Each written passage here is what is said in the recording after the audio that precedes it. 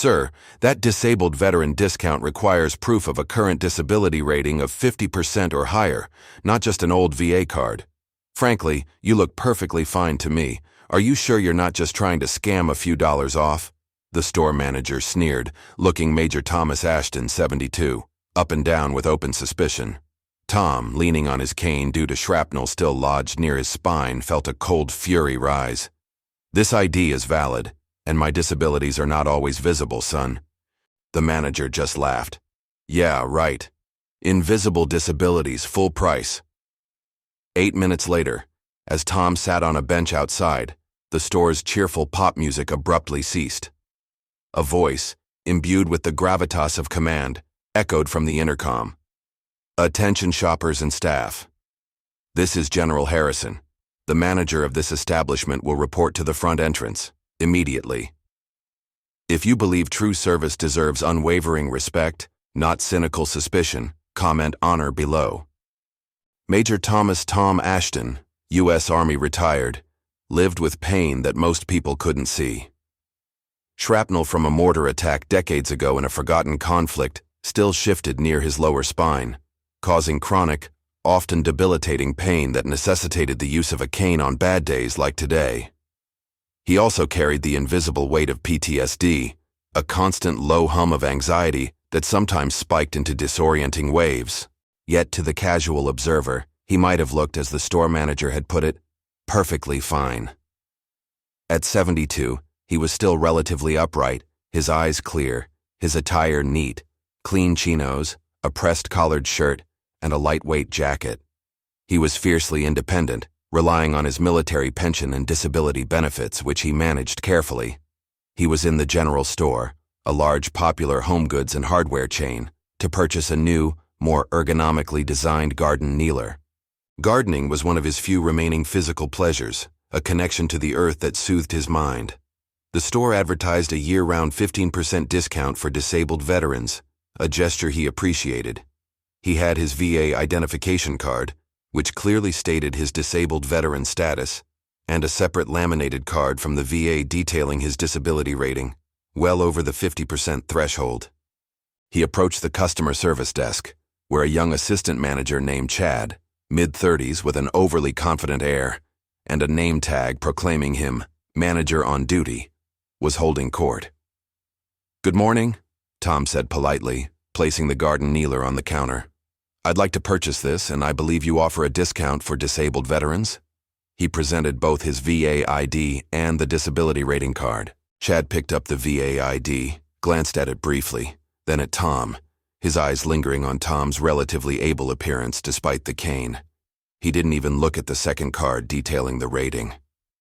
"Okay, disabled veteran," Chad said, his tone laced with skepticism. "We get a lot of people trying to use old IDs or claiming things that aren't quite current." Tom kept his voice even. "My status is current, and both cards are valid. The one you're ignoring clearly states my disability rating, which qualifies me for your advertised discount." Chad waved a dismissive hand. "Sir, our policy for the enhanced disabled veteran discount, the 15% one, requires you to show documentation of a current and active disability rating of 50% or greater, something officially dated within the last year. That VA card just says, veteran." He pushed the disability rating card back towards Tom without reading it. "And frankly," Chad continued, leaning back with a smirk, his voice loud enough for other customers to hear, "you look perfectly fine to me. You walking around, no problem. Some guys come in here really messed up, you know, wheelchairs, missing limbs. They get the discount, no question. But you?" He looked Tom up and down again, a sneer playing on his lips. "Are you sure you're not just trying to scam a few dollars off the price of a garden kneeler, Major?" The use of his rank, twisted into an insult, combined with the accusation of being a scammer and the public dismissal of his invisible wounds, hit Tom hard. A wave of heat washed over his face. He gripped his cane tightly. "My disabilities are not for you to judge based on my appearance, son," Tom said, his voice dangerously quiet. "They are documented, severe, and service-connected. That card you refuse to read confirms it." Chad just laughed, a short barking sound full of derision. Yeah, invisible disabilities. Heard that one before. Look, it's simple. No recent official-looking proof that specifically says 50% or more, dated this year. No big discount. You can have the standard 5% senior discount if you want, if you can prove your age. Otherwise, it's full price for the kneeler. Take it or leave it. He crossed his arms, clearly enjoying what he perceived as his victory over another entitled old man trying to work the system. Several customers in line behind Tom looked embarrassed or annoyed at the delay. No one spoke up. Tom felt a familiar weariness. He wasn't going to stand there and argue his medical history with this arrogant, ignorant young man. The humiliation was too great. "I will leave it," Tom said, his voice tight with suppressed anger. He turned to walk away from the counter. "Suit yourself, scammer," Chad called after him, loud enough for everyone to hear. "Maybe try a different story at the next store." Tom stopped, his back rigid. He didn't turn around. He simply walked, as steadily as his aching back and leg would allow, out of the main store area and found a bench in the mall corridor just outside the general store's entrance. He sat down heavily, his hands trembling. It wasn't about the few dollars he would have saved. It was about the respect, the dignity, the casual cruelty of being called a scammer after a lifetime of service and sacrifice. He pulled out his phone. There was one number he kept for dire situations, for moments when bureaucracy or injustice felt insurmountable. It was the private cell of General Mark Harrison, his former division commander, now a highly influential figure in Washington, known for his fierce advocacy for veterans and his absolute intolerance for their mistreatment. They hadn't spoken in a year, but Harrison had always said, "Tom, if you ever hit a wall, a real wall, you call me." This felt like a real wall. Tom dialed the number. General Harrison answered on the second ring, his voice a familiar commanding baritone. "Harrison. General Harrison, sir. It's Tom Ashton, Major Ashton, from your command in the 101st.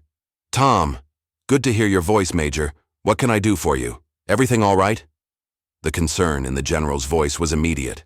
Tom quickly recounted the incident at the general store, the advertised discount, the manager Chad's refusal, the mocking dismissal of his disabilities, being called a scammer. He kept his tone factual, but the underlying hurt was evident. "This manager on duty, Chad, at the general store in Northwood Mall, sir. He made it quite public."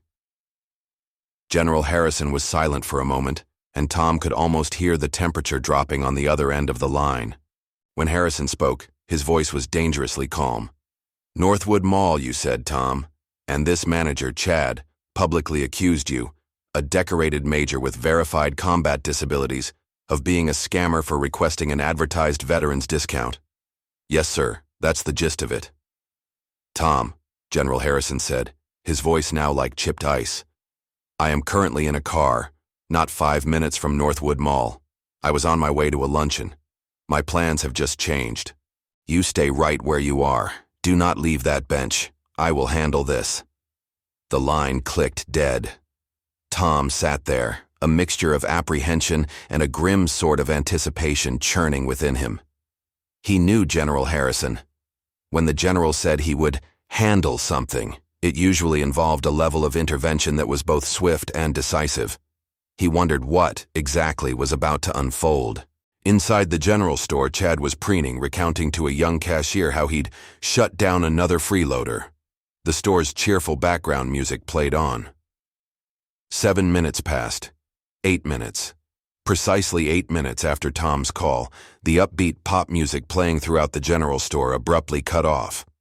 A moment of confused silence, then the distinct click of an intercom system being activated. A new voice, not the usual smooth announcer, but one that was deep, resonant, and carried an unmistakable weight of command, filled the entire store. "Attention general store shoppers and staff. Your immediate attention is required." All activity in the store seemed to halt. Shoppers paused with items in their hands. Employees looked up from their tasks, startled. "This is General Mark Harrison, United States Army, retired." A wave of whispers and murmurs swept through the aisles. General Harrison? The 4-star General Harrison? Here? It has come to my immediate and personal attention. The general's voice boomed from every speaker, each word enunciated with chilling precision. That a decorated combat veteran, Major Thomas Ashton, a man whose service to this nation includes, he briefly listed 2 of Tom's most significant declassified campaigns and a Valor Award, was, moments ago, in this very establishment, publicly humiliated, falsely accused of being a scammer, and denied a rightfully advertised veteran's discount by the manager on duty, identified as Chad. Chad, who had been smirking behind the customer service desk, felt his blood run cold. His face drained of color. Every eye in the vicinity seemed to turn towards him. This treatment of any veteran, particularly one with documented service-connected disabilities, is not merely unacceptable. It is an abomination. It is an insult to the sacrifices made by all who have served. The general's voice rose in controlled fury. Therefore, effective immediately, by the authority vested in me as a significant private investor in the parent company of the general store chain and as a lifelong advocate for veterans' rights, this specific store location is closed, shut down, until further notice. Panic and disbelief erupted. All current shoppers are requested to conclude their transactions and exit the building peacefully. All staff are to report to the main conference room for an emergency meeting with myself and representatives from corporate headquarters who are currently en route. The intercom clicked off, leaving behind a stunned, chaotic silence, quickly filled by the frantic sounds of staff radios and the bewildered chatter of customers being ushered towards the exits by increasingly nervous employees. Chad stood frozen, looking as if he'd seen a ghost. General Harrison, who had used his phone to patch into the store's PA system via a contact at corporate security, alerted by Harrison's aide the moment Harrison heard Tom's location, now strode through the main entrance of the general store like a conquering hero, his expression thunderous.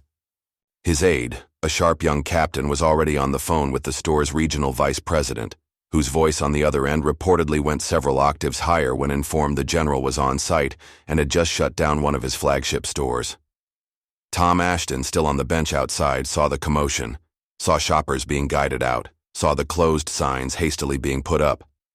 Then he saw General Harrison emerge, scanning the area until their eyes met. The general walked directly to him. "Tom," he said, his voice softening, "come with me. Let's get you that garden kneeler, on the house, and then we're going to have a serious discussion with some people about respect." He helped Tom to his feet, and together they re-entered the now emptying store, bypassing the shell-shocked Chad who was being addressed in hushed, terrified tones by a senior store security officer.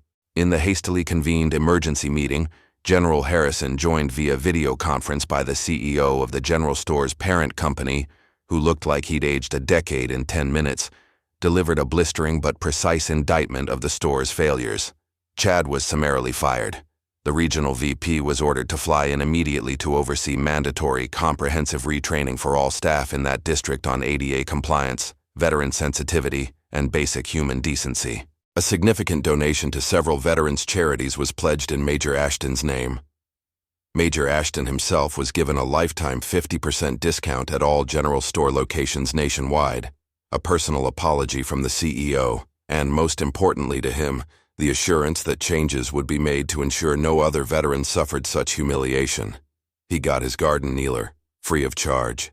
As General Harrison drove Tom home later that day, having dismissed his own luncheon engagement without a second thought, Tom finally broke his silence. "Mark, that was a bit more than I expected when I called." General Harrison glanced at him, a grim smile playing on his lips. "Tom, some lines you just don't cross. Calling a man like you a scammer, mocking your service, denying your due, that's not just bad customer service. That's a declaration of war on decency. And in that kind of war," he paused, "I don't take prisoners." The general store at Northwood Mall reopened 2 days later, its staff humbled, its policies revised. The story became a quiet legend among local veterans. The day the general shut the whole place down because they disrespected one of his own, it served as a potent reminder that invisible wounds are still wounds. that true honor commands its own authority, and that sometimes the most powerful response to ignorance and cruelty is a quiet phone call to someone who remembers the price of service. Subscribe to this channel if you believe our veterans deserve our highest honor and that true leaders always defend their people.